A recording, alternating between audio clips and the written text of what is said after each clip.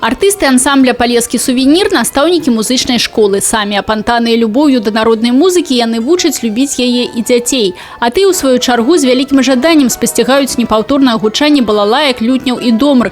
Вось толькі усе гэтыя інструменты – дэфіцыт. Многія з тых, што гучаць сёння – равеснікі саміх настаўнікаў. Последний раз закупали инструменты, знаете, наверное, где-то в 85-86 году я пришла только работать.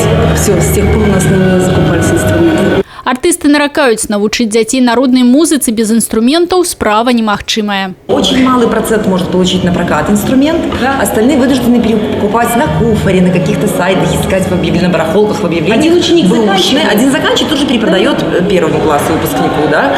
Но все равно недостаток есть. Большое количество детей просто без инструментов занимаются дома. А как можно научиться играть, не имея дома инструментов?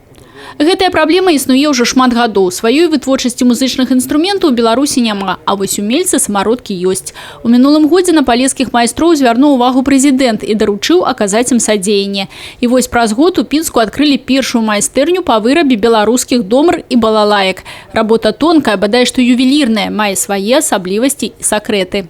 Заготовка домры нашего изготовления, вот она сделана полностью из экзотических пород дерева.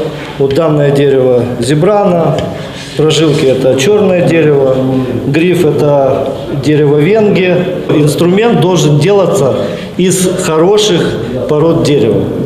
То есть из плохого дерева хороший инструмент не получится никогда. Руслан Макаревич адраджэннем народных інструментаў займаецца 27 гадоў. Майстар гаворыць, выраб адной домры можа заняць год. Да таго ж справа гэта не танная. Арыгінальны якасны інструмент абыходзіцца ў 2000 рублёў. Асноўныя затраты – матэрыял. Для вырабу інструмента патрабуецца асаблівае дрэва. Зараз у майстра заказы расписаны на увесь год. Это просто будничная работа столяра.